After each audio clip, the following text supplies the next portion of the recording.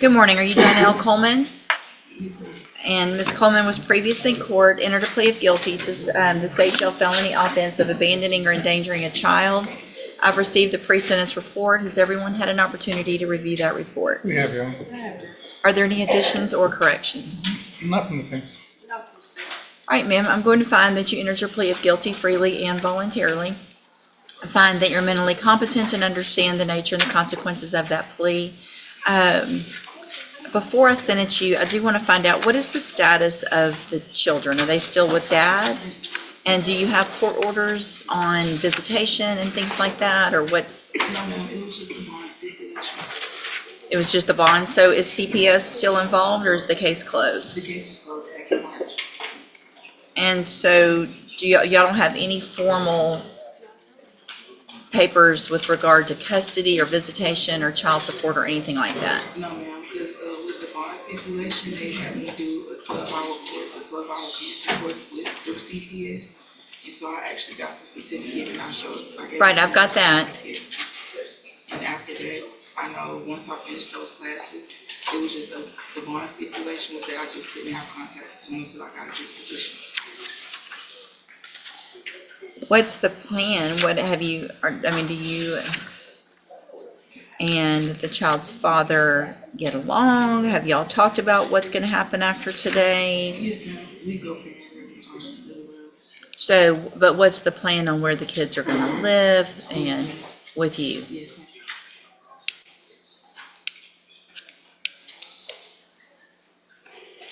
Ms. Melfino, any issues? I have the parent, it looks like CPS has done what they, my concern is that there aren't any formal, there's no formal court orders with regard to custody, visitation, things like that. And that's great. I hope y'all are getting along and you guys can make whatever agreements you want. But it's always better to have something legal if you're not together, so that if there's a disagreement. This may sound like a side conversation, but it's actually critical. Informal agreements work, till they don't. Judges see custody disputes explode all the time when there's nothing in writing. What the judge is doing here is preventative, trying to stop a future courtroom battle before it starts. It's a rare moment where the court is focused less on punishment and more on long-term stability. Should courts step in like this more often when kids are involved? Nobody's doing one thing or taking kids or not, or things like that. So my suggestion would be, We really did communicate good, and I had never gotten any information where I had to deal with anything legal. Well, it appeared from his comments that they are on the same page. I'm happy to reach out. well, but he says he plans to share Right. Josiah. So I guess, I don't know if y'all, and then you've got also Kylie. So do you have Kylie, or Kylie's with dad still? No, I have Kylie. It was just Josiah, which the stipulation was for because the case was with him. Okay, And I know the way we co-parent, we do share both kids. Like he comes get them periodically, and I have them as well. We just share both of them. okay.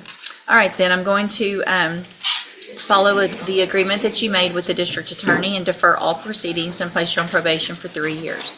You're ordered to pay the $500 fine and to follow all of the rules and conditions of probation.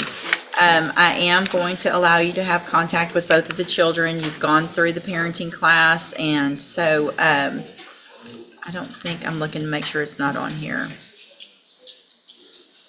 If you do everything that you're supposed to while you're on this probation, then this is an excellent opportunity. You have not been in trouble before. There's no reason to believe that you're not going to be successful.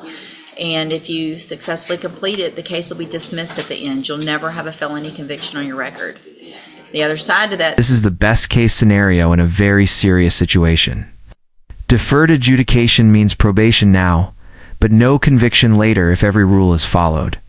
Miss one condition, though, and the safety net disappears instantly. The stakes couldn't be clearer. Success means a clean record. Failure means up to 2 years in state jail. This is redemption. With a deadline, drop a comment, is deferred adjudication a fair? Second chance? Or too much risk hanging over someone's head? though, is if you violate any condition of probation, you can be brought back into court, found guilty of the offense, and you could be sentenced to the state jail prison for up to 2 years. Do you understand? All right, I'm handing you the trial court certification that shows this was an agreement that I followed, and so you've waived your right to appeal. You just need to have a seat here in the courtroom. Probation will call you up to her desk when she's ready to go over your paperwork. Good luck to you, ma'am. Let's see, Mr. Crenshaw, you've got Brandon Farney. Your Honor, I think I'm gonna get at least 1 or 2 resolves. If you could, I'll just hold yours. is that okay? Thank you. Yes. Mr. Galmore, just have a seat, sir. You've got Ronnie Green. Hey, Judge. Good morning. Good morning. And let's see, Ronnie Green, this is Mr. Coleman, Ronnie Green.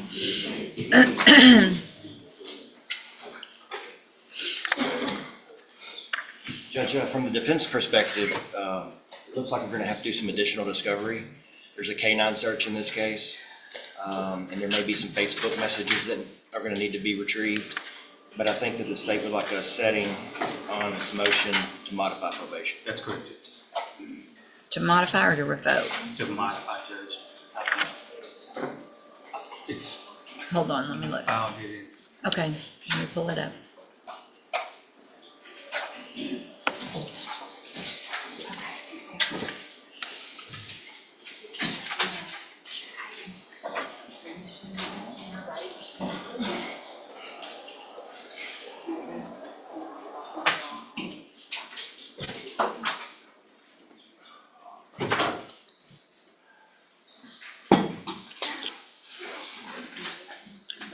Okay.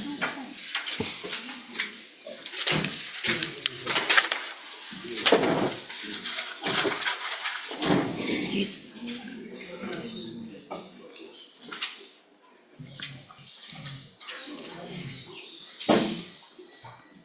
Okay, I only see it filed in 24 DCCR 1320. That should be the only one, the only felony probation case. Oh, no, there are 2. You're There's right. 2. There's 2. I thought I filed it in both. I'm happy to file it in both if need be, Judge. So the cause numbers are on both, but it really needs to be, including 2 cause numbers on one, just means that they have to try to catch it in the clerk's office and file it themselves. It needs to be filed by you guys separately in each one. I think it's a lot cleaner that way. That way it shows up. Let me print this out real quick. I haven't taken a look at this.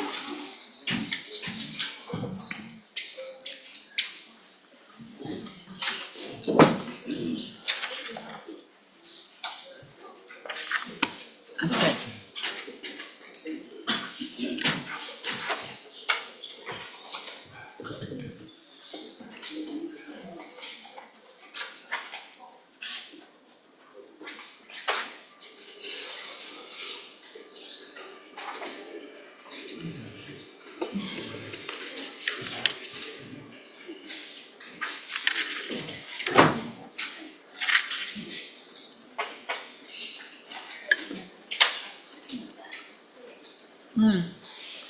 It's 36 pages long. Hold on. They're attachments, Judge. The main motion is just maybe 4 or 5. Okay. They're attachments.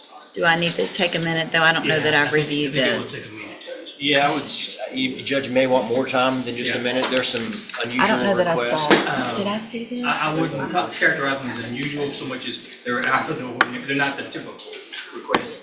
Okay, so this was filed back in September, so if I did see it, I've obviously slept since then. So, give me, y'all just hold tight for a minute. Go have a seat. Pass straight next door and then come back. Yes, sir.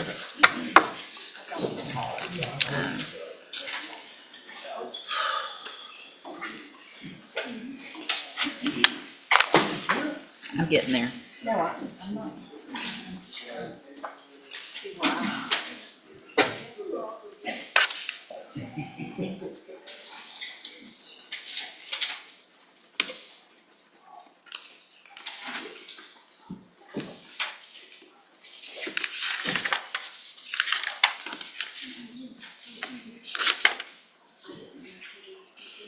Ms. Norman, on David Guillory.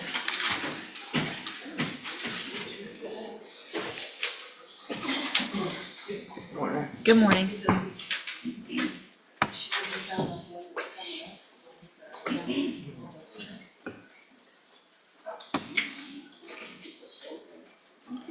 Good morning, sir. Are you David Guillory?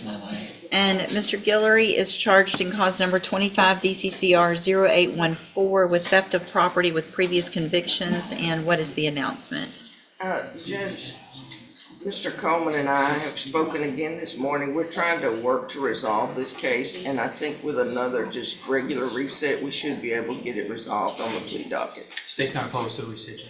Okay, if I put it on a plea docket, it'll be a plea. Is that the anticipation, or do That you? is my anticipation. Then I will but put it the on- world could change. Okay, so I'm gonna put it on the plea docket. Even if it's just for an announcement, this will be the last reset. Make sure you get with Ms. Norman. Y'all go over everything, that she's gone over with Mr. Coleman so that we have, some type of resolution one way or the other when you come back. All right, thank you. Free to go.